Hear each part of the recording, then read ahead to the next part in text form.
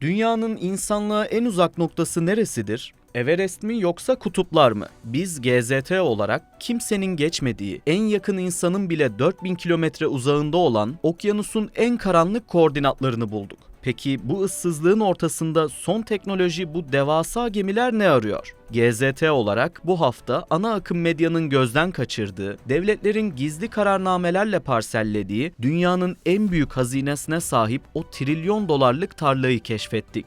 Bu derinliklerdeki en değerli maden Amerika'dan Çin'e, teknoloji devlerinden küçük ada devletlerine kadar herkesin peşinde olduğu o gizli hazine. İşte bu siyah patatesler. Görüntüye aldanmayın. İlk bakışta yanmış bir kömür parçasına benzeyen bu taşlar aslında yeni dünya düzeninin anahtarı. Peki Amerika, Çin, Rusya ve dev teknoloji şirketleri neden bu taşların peşine düştü? 2025'te yayınlanan o gizli kararname ne anlama geliyor? 2 yıl önce kurulan şirketler okyanusun dibini nasıl parselledi? GZT farkıyla şimdi okyanus tabanındaki sessiz ama trilyon dolarlık savaşı ve bu uğurda feda edilen ekosistemleri konuşuyoruz. Başka hiçbir yerde duyamayacağınız detaylarla derin deniz madenciliğinin karanlık dünyasına giriyoruz.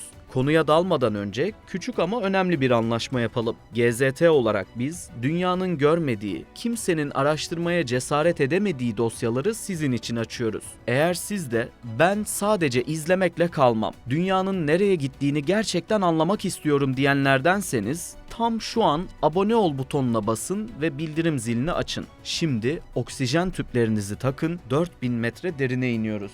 Her şeyden önce bu siyah patateslerin neden bu kadar kıymetli olduğunu bir anlayalım. Bilimsel adları polimetalik nodüller. Onları özel kılan şey fabrikada üretilememeleri. Oluşumları tam bir doğa mucizesi. Okyanus suyundaki metal iyonları bir köpek balığı dişi, bir balina kemiği ya da küçük bir kaya parçasının etrafında milyonlarca yıl boyunca yavaşça birikiyor. Dikkat edin, bir nodülün sadece birkaç milimetre büyümesi için 1 milyon yıl geçmesi gerekiyor. Yani şu an ekranda gördüğünüz o yumruk büyüklüğündeki taşlar dinozorlar dünyada gezerken oluşmaya başlamıştı. Peki neden şimdi bu kadar kıymetliler diye sorabilirsiniz. Çünkü bu taşlar saf nikel, bakır, kobalt, manganez ve nadir toprak elementleri deposu. Modern dünyanın ihtiyaç duyduğu en kritik madenler burada yani. Karadaki madenlerle kıyasladığınızda durum şoke edici. Karada 1 ton toprağı kazıp sadece birkaç gram nikel bulabilirken bu siyah patateslerin neredeyse %30'u saf metal. Bir Tesla'nın, bir TOG'un ya da elimizdeki telefonun bataryasının ana malzemesi burada. Saf ve dokunulmamış bir halde bekliyor. Uzmanlar bu taşların sadece Pasifik'teki bir bölgesinde karadaki tüm rezervlerden daha fazla kobalt olduğunu söylüyor. İşte tam burada GZT olarak OSINT Türk kaynaklarıyla burada bambaşka bir çalışma daha keşfettik. Japonya'nın Hachinohe kentindeki RKEF tesislerine TMC 2000 ton nodül getirmiş ve bunlar burada işlenerek nikel, bakır, kobalt içeren bir alaşım ve manganez silikat cürufu üretilmiş. Bu ara ürünler daha sonra nikel sülfat, kobalt sülfat ve bakır katota dönüştürülebilecek. Yani bu çalışmalar başarılı olursa teknoloji derin deniz madenciliğinin yeni çağının kapısını tamamen açmış olacak. Meseleyi anlamak için önce suç mahallini tanıyalım. Burayı anlamak için önce okyanusları aşacağız. Burası Pasifik Okyanusu'nun orta kesiminde Meksika ile Hawaii arasında 4,5 milyon kilometre karelik bir alanı kapsayan devasa bir alan. Clarion-Clipperton bölgesi. Haritaya baktığınızda sadece mavi bir boşluk görüyorsunuz. Doğru. Ama suyun altına indiğinizde burası aslında dünyanın en değerli maden yatağı. Buradaki nodüllerin toplam değerinin 18,4 trilyon Amerikan doları civarında olduğu ve yaklaşık 30 milyar metrik ton nodül içerdiği tahmin ediliyor. Bu nodüllerde ortalama %31,2 manganez, %1,4 nikel, %1,14 bakır, %0,2 kobalt bulunuyor. Ancak derin denizdeki zenginlik sadece 3 nodüllerden ibaret değil. 3 ana jeolojik oluşum var. Birincisi polimetalik nodüller. Okyanus tabanında halı gibi serili taşlar. İkincisi deniz tabanı masif sülfitleri. Hidrotermal bacalar çevresinde tektonik levha sınırlarında oluşuyor. Bakır, çinko, altın ve gümüş zengini. Toplam kaynak hacminin tam 7,5 milyar metrik tonu. Üçüncüsü kobalt kabukları. Denizaltı dağlarının yamaçlarında 800 ila 2400 metre derinlikteler. Nadir toprak elementleri ve lityum zenginiler. 6 milimetrelik bir kabuğun oluşması tam 1 milyon yıl sürer. Peki bunları oradan kim nasıl çıkarıyor? İşte burada sahneye Kanadalı bir şirket çıkıyor. The Metals Company. Bu adamlar 2021 yılında kurulmuş, Nasdaq borsasında işlem gören dev bir organizasyon. Kullandıkları yöntem bilim kurgu filmlerinden fırlamış gibi. Düşünün. Everest Dağı'nın yarısı kadar bir derinlikten bahsediyoruz.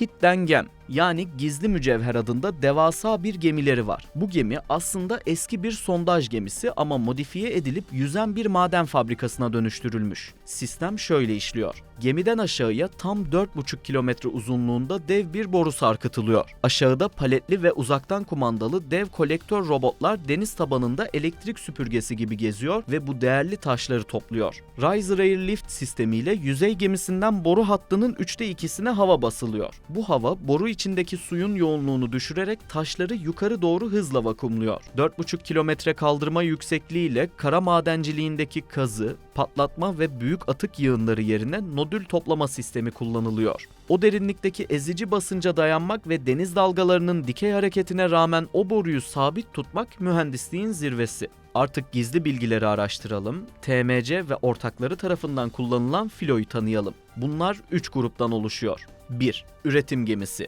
Hidden Gem. 228 metre uzunluğunda dikey riser sistemi ve araştırma üniteleriyle donatılmış merkez üs.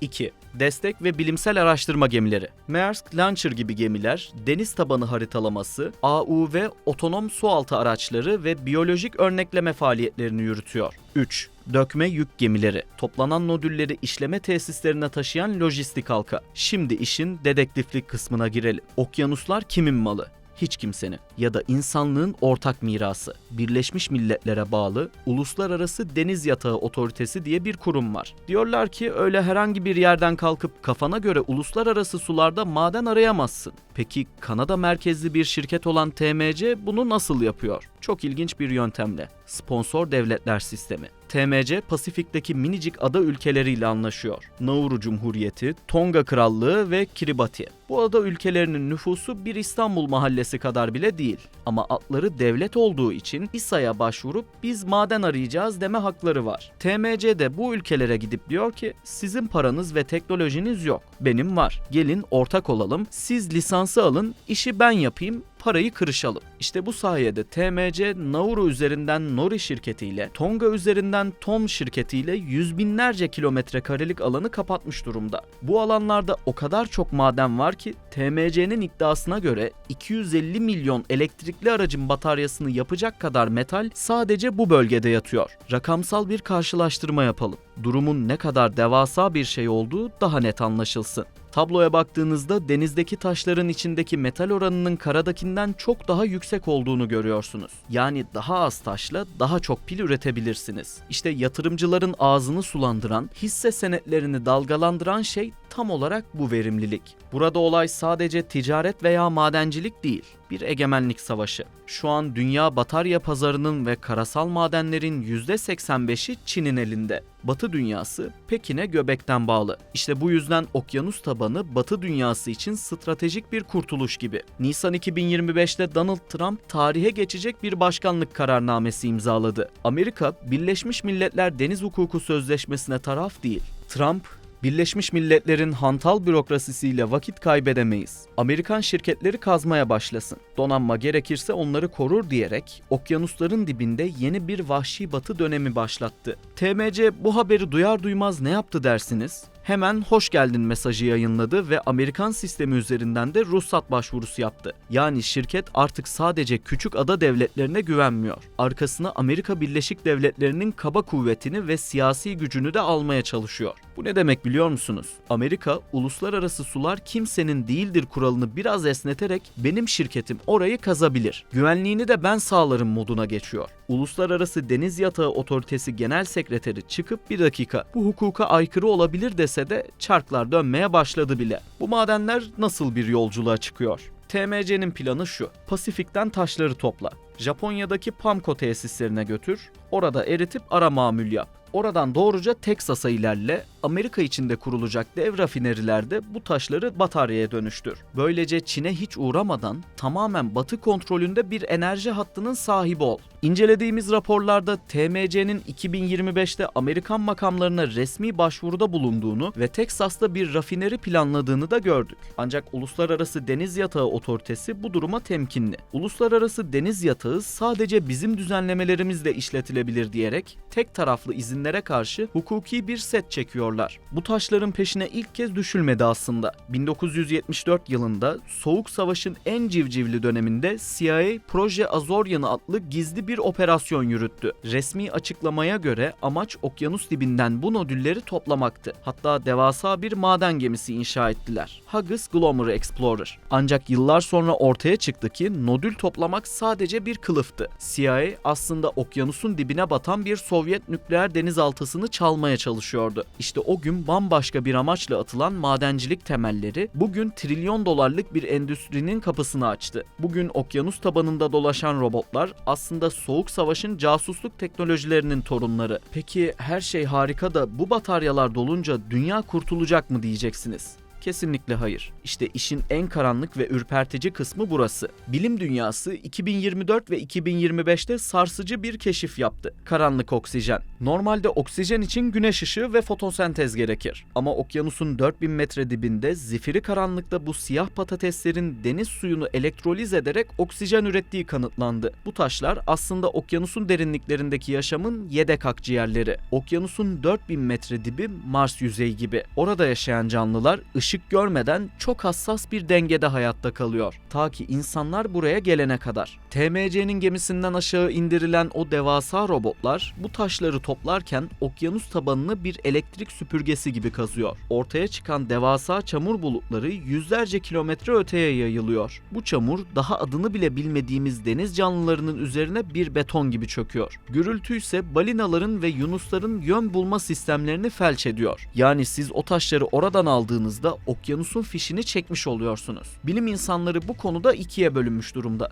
Bir taraf diyor ki Endonezya'da yağmur ormanlarını kesip nikel madeni açacağımıza okyanusun dibindeki ölü taşları toplayalım, daha çevreci. Diğer tarafsa bağırıyor. Okyanus tabanı dünyanın ciğeridir. Oradaki döngüyü bozarsanız sonuçlarını tahmin bile edemeyiz. TMC ise kendinden emin. Japonya'daki testlerde 2000 ton nodülü işlediler bile. Hatta dünyanın ilk denizden çıkan kobalt sülfatını ürettiklerini duyurdular. Yani teknoloji çalışıyor, sistem işliyor. Tek engel bürokrasi ve çevre örgütleri. Borsa tarafında da işler karışık. TMC hisseleri bir iniyor, bir çıkıyor. Çünkü yatırımcılar da kararsız. Eğer Amerika tam gaz arkasında durursa bu şirket dünyanın en büyüğü olabilir. Ama çevresel bir felaket yaşanırsa ya da Birleşmiş Milletler dur derse milyarlarca dolar okyanusun dibine gömülebilir. Peki Türkiye bu işin neresinde? Türkiye 2023'te imzalanan ve 17 Ocak 2026'da yürürlüğe giren Açık Denizler Anlaşması'yla okyanusların korunmasına dair niyetini belirtti. Yani ülkemiz burada okyanusların korunmasında net bir duruşa sahip. Ancak savunma sanayimiz ve enerji bağımsızlığımız için bu metallere olan ihtiyacımız da her geçen gün artıyor. Burada nasıl gelişmeler olacağını bekleyip göreceğiz. Dünya genelinde de hareketlilik artacak gibi. Goldman Sachs'a göre nikel fiyatları 2026'da zirve yapacak. Ama bir yanda BMW,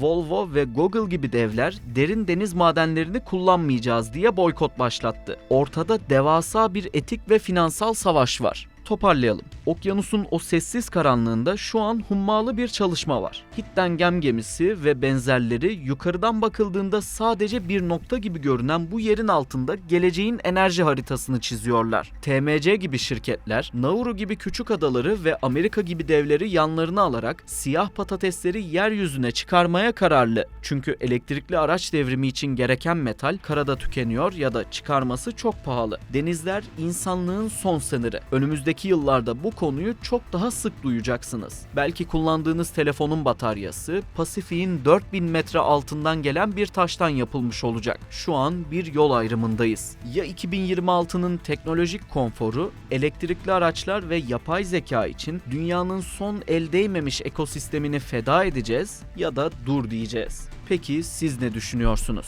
İnsanlık teknoloji açlığını doyurmak için okyanusun kalbini söküp almalı mı? Yoksa oraya dokunmaya yapmayalım? Ne olursa olsun mu demeliyiz? Yorumlarda buluşalım. Bu konuyu tartışalım. Çünkü bu karar sadece şirketlerin değil, hepimizin geleceğini etkileyecek. Bu dosya sizin için ufuk açıcı olduysa videoyu beğenmeyi ve aramıza yeni katılan o 2000 özel kişiden biri olmak için abone olmayı unutmayın. Unutmayın, GZT olarak biz sadece kapıyı aralıyoruz. İçeriye birlikte giriyoruz. Okyanus kadar derin, bilgi dolu günlerde kalın. Hoşça kalın.